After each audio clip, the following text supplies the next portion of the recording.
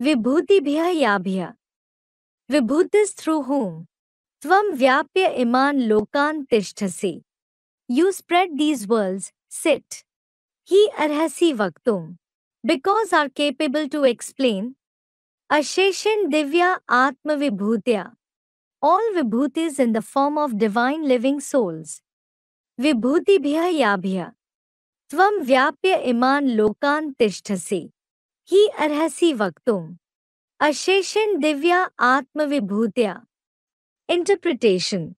The 11 vibhutis along with Rudra mentioned earlier in chapter 10, Shlok 6 of the Gita, through whom you spread these three worlds like heaven, hell etc., become subtle and sit in the abode of peace, because you, Trikalagya, Adishwar alone are capable to explain all those elevated vibhutis in the form of divine living souls, that is Jivatma.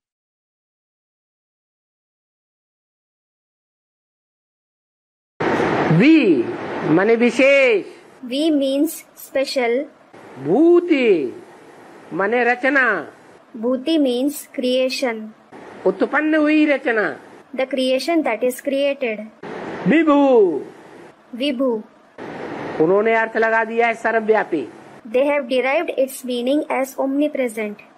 सर्वव्यापी अर्थ नहीं है. The meaning isn't omnipresent. विभु से बनता है विभूति. The word vibhuti is formed from vibhu.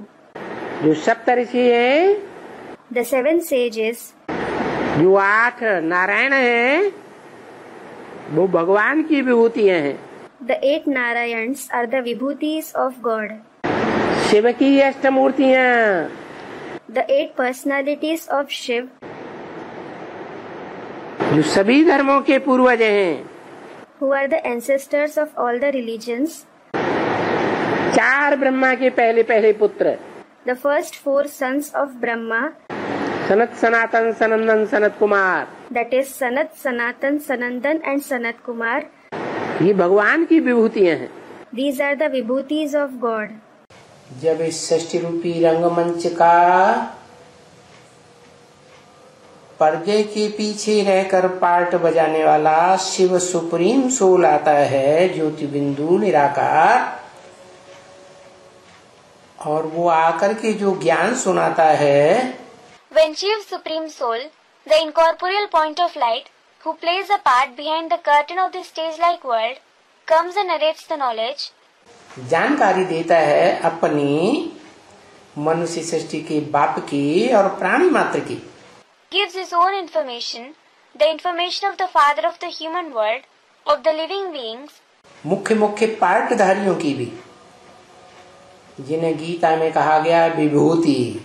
and also of the main actors who are called Vibhuti in the Gita. या What? We माने विशेष, भूति माने विशेष रूप से प्रत्यक्षता रूपी जन्म लेने वाली. V means Vishesh, special. Bhuti means the one who has a special birth in the form of a revelation. तो उन सब का परिचय देता है. Then he gives the introduction of all of them. कब परिचय मिलता है? When do you get the introduction? परिचय तब मिलता है जब वो बाप स्वयं ही प्रत्यक्ष होकर. You get the introduction when the Father is himself revealed. कोई मुकर्रर रथ के द्वारा प्रत्यक्ष होकर अपना परिचय देते. When he is revealed through some permanent chariot and gives his introduction. तो मुकर्रर रथ है तो जरूर साबित होता है कोई टेम्परेरी रथ भी होगा. So when there is a permanent chariot, it certainly proves that there will be some temporary chariot as well. कौन हुआ? Who is he? Student Brahma. जो आज है कल न रहे तो कैसा रथ हुआ? रथ माना शरीर.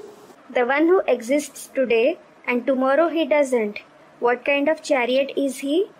Chariot means the body. तो टेम्परेरी रथ हुआ. He is the temporary chariot. और जो पहले भी था, आदि में भी था, मध्य में भी हो और अंत में भी काबिज बना रहे. And the one who was present earlier, who was present in the beginning as well as in the middle and continues to remain at the end too, जिसके लिए शास्त्रों में लिखा हुआ हो कि उसका कभी जन्म मरण होता ही नहीं। it is written for him in the scriptures that he doesn't have birth or death at all. 33 crore देवताओं में से कौन सा ऐसा देवता है जो जन्म मरण के चक्कर में दिखाया ही नहीं जाता? Who is the deity among the 33 crore deities who isn't shown in the cycle of birth and death at all? कौन? Who? Student Shankar. शंकर ही एक ऐसा देवता है जिसकी जन्म मृत्यु नहीं दिखाते, कोई जन्म कुंडली नहीं। Shankar alone is the deity whose birth and death isn't shown. He doesn't have any horoscope.